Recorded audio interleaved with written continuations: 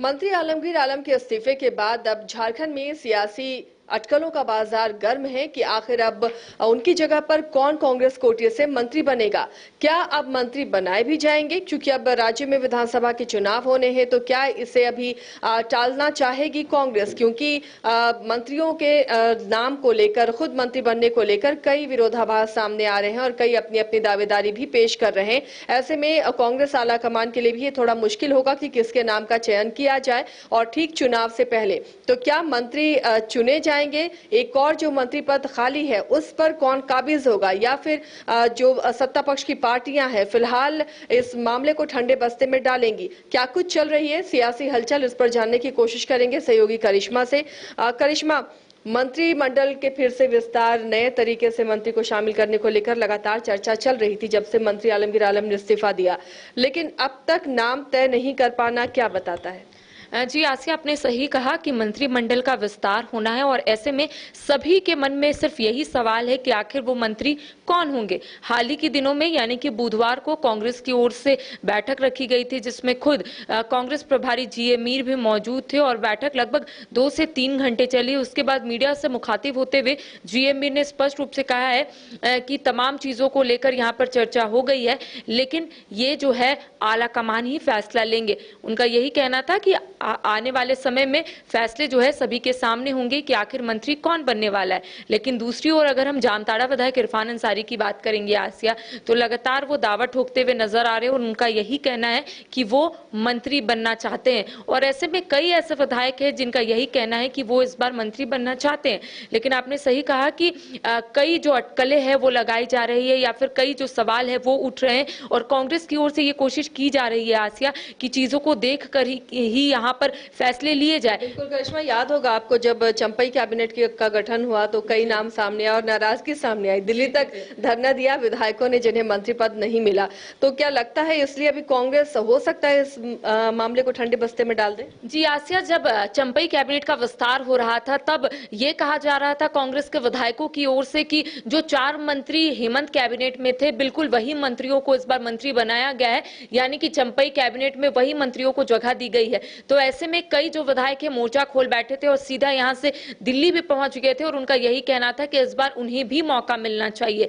अब देखिए, कांग्रेस की ओर से जरूर देर हो रही है, लेकिन सवाल यह है कि मंत्रिमंडल में 2 रिक्त है और ऐसे में आखिर कौन कौन इस बार मंत्री बनने वाले। कल्पना सोरेन का भी नाम जो है लगातार सामने आ रहा है, क्योंकि इससे पहले यही कहा जा रहा था कि गांडे विधानसभा सीट से अगर कल्पना सोरेन जीत हासिल करेंगी तो उन्हें मुख्यमंत्री बनाया जाएगा, यानी कि झारखंड की पहली महिला मुख्यमंत्री होंगी। लेकिन ऐसा देखने को नहीं मिला। इस बात का खंडन खुद कल्पना सोरेन ने किया और उनका कहना है कि ऐसी कोई भी बात नहीं है, चंपई सोरेन मुख्यमंत्री है। तो कह सकते हैं कि अब 2 रिक्त पद है और ऐसे में कौन कौन मंत्री बनेंगे ये एक बड़ा सवाल है। हालांकि कांग्रेस की ओर से सारी चीजों को देखा जा रहा है, खुद इरफान अंसारी भी इस रेस में है, दीपिका पांडे सिंह रेस में है, बेरमो विधायक अनूप सिंह रेस में है। तो कई जो दावेदार है वो कहीं ना कहीं अपनी बातों को रखते हुए नजर आ रहे। अब सवाल ये उठ रहा है कि आखिर क्या कुछ फैसले जो है आला कमान की ओर से लिए जाएंगे। तो चलिए, आने वाले दिनों में इस पर सियासत भी खूब होगी और खासकर कांग्रेस में जब अपने आप को कई विधायक दावेदार बता रहे हैं मंत्री पद की, तो निर्णय लेना भी ये थोड़ा मुश्किल होगा कि आखिर वो मंत्री पद किसे दिया जाए जो आलमगीर आलम ने जिस पद से इस्तीफा दिया है। लेकिन अब ये भी देखना दिलचस्प होगा, क्योंकि अब कुछ एक महीनों की बात है, 3 महीने बाद राज्य में आचार संहिता लग सकता है और चुनाव इसी साल होने हैं। तो ऐसे में क्या अपने विधायकों को नाराज करने का बड़ा रिस्क, बड़ा जोखिम कांग्रेस उठाएगी, या फिर कोई नाम ऐसे तय हो गए हैं और उस पर सहमति बनाने की कोशिश हो रही है? इस पर लगातार हमारी नजर टिकी रहेगी। आप देखते रहिए न्यूज़ 22 को। एमिटी यूनिवर्सिटी का पटना और रांची कैंपस पिछले कई सालों से लगातार शिक्षा के क्षेत्र में अनमैच्ड एक्सीलेंस प्रदान कर रही है। यूनिवर्सिटी रिसर्च और इनोवेशन और के कल्चर को बढ़ावा देती है और यही कारण है कि यहाँ के शिक्षकों और छात्रों ने मिलकर अब तक 1000 से ज्यादा रिसर्च पेपर और 100 से ज्यादा पेटेंट फाइल किए हैं। 26 से अधिक पेटेंट पब्लिश्ड हुए हैं और 3 पेटेंट ग्रांट भी हो चुके हैं। और यही नहीं, यहाँ के फैकल्टीज और स्टूडेंट्स 100 से अधिक किताबें पब्लिश भी कर चुके हैं।